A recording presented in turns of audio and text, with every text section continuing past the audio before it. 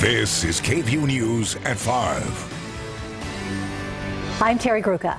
And I'm Mike Rush. It was the final practice before tomorrow's charity baseball game. Republican members of Congress, staffers, and security fielding balls in a community park just outside Washington, D.C. When police say James Hodgkinson, who had worked for the Bernie Sanders campaign, opened fire.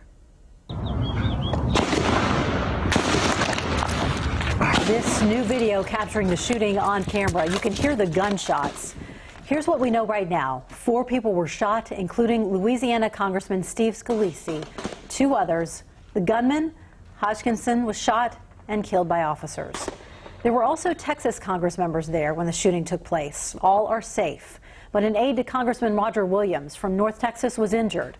His name is Zach Barth. He's a former UT student. Lana Zach has been following the shooting all day and brings us the latest from Alexandria, Virginia. Baseball equipment left on the field, scattered remnants of a summer morning interrupted by gunfire. The assailant shooting at least 5 victims, including the Republican whip, Congressman Steve Scalise, who is now in critical condition. Steve and others, you are deeply in our prayers. We count the minutes until you return. Partisanship was cast aside in a shared disbelief. Democrats seen here praying for their Republican colleagues. We are united in our shock. We are united in our anguish. An attack on one of us is an attack on all of us. Senator Bernie Sanders reacting to reports that the shooter may have volunteered on his campaign. I am sickened by this despicable act. Investigators are still trying to determine the motive of the shooter, believed to be 66-year-old James T. Hodgkinson of Belleville, Illinois.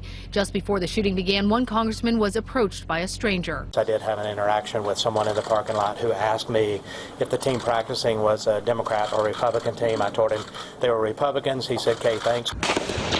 Moments later, gunshots pierced the air. The shooter at third base, Congressman Scalise, hit on second. He dragged himself after he was shot from near second base about 10 or 15 yards into the field, just to be, I think, a little further away from the gunman, but he was laying motionless out there. Capitol Hill police on the scene returning fire. Our brave Capitol Police perform a challenging job with incredible skill, and their sacrifice makes democracy possible. And that shooter is believed to be deceased. We do continue to monitor the health of all 5 of the victims. And in a show of solidarity, that congressional baseball game that was scheduled for tomorrow will continue to go on as planned, with one significant difference. Republicans and Democrats will all be wearing the same jerseys, LSU, in honor of Congressman Scalise. Reporting from Delray, Virginia, Lana Zach, ABC News. I'm going to give you some background information on the shooter, James Hodgkinson. He is 66 years old, recently moved to Alexandria. He owned a home inspection business in Belleville, Illinois. Hodgkinson does have a long criminal history in St. Clair County, Illinois, including a battery charge and resisting arrest. And these are his old mugshots. At this time, we still don't have a motive for the shooting. As mentioned, Hodgkinson was a campaign volunteer for Senator Bernie Sanders. He recently posted some controversial comments on Facebook against President Trump. He said, quote, "Trump is a traitor. Trump has destroyed our democracy. It's time to destroy Trump and company." We now want to take a closer look at the aide who was injured in that shooting, Zach Barth. The 24-year-old was the aide of Representative Roger Williams. Zach's younger sister, Ellen, came outside after talking to her older brother on the phone. She says he was in the outfield and says he heard a few rapid shots and felt pain in his left calf. She says the bullet went directly through his leg. Zach is at home resting with his father. My brother and my dad are extremely close, so whenever my brother said, "Dad, I really want you here," my dad booked a ticket that moment and was on a plane to D.C., and he just landed, actually. So I think they're both really grateful that he can be there so quickly.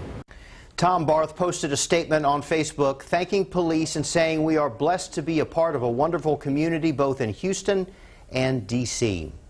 We also spoke with Barth's former government professor at UT. Barth graduated in the spring of 2015, but before getting his diploma, he took a trip to D.C. with his government class. KVUE's Rebecca Trejo was at UT today and spoke with the professor who met with Barth just last month. Every year, UT professor Sean Theriault takes his government students to our nation's capital, giving them a behind-the-scenes look at national politics. Back in May of 2015, 24-year-old Zach Barth was part of the trip. And so having Zach on the trip was great because he's very interested in politics. And he was a Republican, and as you can imagine, most of the students at UT are more liberal. And so it was great having someone that had not only a different opinion, but had a well-formed and educated opinion. Theriault says he first met Barth in his 2014 U.S. Congress class. He was engaged, he asked interesting questions, and it was precisely for his performance in that class that I asked to become part of the research team. One of Theriault's favorite memories is when Barth gave him a book on Newt Gingrich, signed by Gingrich himself. Right, I was blown away because, of course, I didn't know anything about the story until he hands me a book. And he's like, here, I picked this up for you. And so I look at it and I was like, why would you give me Gingrich's book? And then I open up the cover, and that's where the inscription is. The magna cum laude graduate would go on to campaign for Jeb Bush before working for Representative Roger Williams.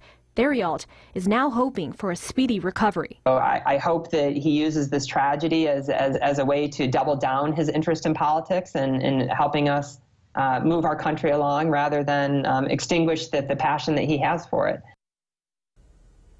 The University of Texas did release a statement tonight on Barth. It reads, "The UT community's hearts go out to Zachary Barth, a UT Austin alumnus and staffer for Congressman Roger Williams, who was injured in this morning's congressional baseball shooting. We are thinking of Zach and all of the victims, wishing them speedy recoveries." As Rebecca said, Barth works for Congressman Roger Williams, who represents an area that stretches from Fort Worth to Austin. Williams spoke to reporters just a little bit ago, saying it's clear safety is a big issue. We were sitting ducks. I mean, we had nothing to fight back with but bats if it got to that. We were sitting ducks. I think he was not able to get on the field because the gate was locked on the other side.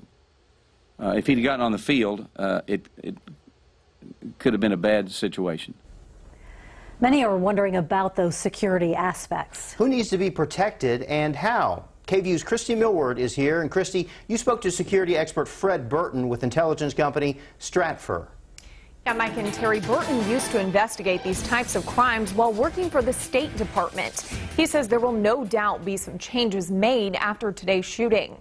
Now, he says typically there are a few people who get automatic protection from the U.S. Capitol Police. People like high-profile congressmen or women, and then those who have had a threat raised against them. He says the Capitol Police are some of the most well-funded, with tools from K-9 officers to snipers to a SWAT team. But when it comes to events like a baseball practice, he says they'll now have to decide if this is something where there needs to be more law enforcement presence in the future. I think it's the kind of event that really will be a game changer inside the protection field, mostly inside the Beltway, because everybody thinks of the President and the Secretary of State being protected all the time, but nobody really understands how protection works when you're looking at congressmen or others such as Supreme Court justices. So there's going to be a ripple effect across the entire protective space behind the scenes over the next 24 to 48 hours. Now, we've talked about the suspect's past criminal history, battery charges, and domestic violence. Burton says while it's not surprising, it's not necessarily a warning sign. He says there isn't really a pattern for the people who have committed these types of shooting crimes, but he says it will be interesting to see if the federal officials already had him on their radar. Burton says law enforcement will now likely check all of the suspect's phone records and talk to people he knows to see if he scoped out any other locations for this type of attack. He says that can help with future protection. Christy Millward, KVUE News. Thanks, Christy. Before today, 16 members of Congress had been shot while in office. In January 2011, Senator Gabrielle Giffords from Arizona survived an assassination attempt in Tucson where 6 others died. She resigned from Congress and is now a vocal gun control advocate. The other shootings happened between 1978 and 1831. Of the 15 other Congress members shot, 9 of them died.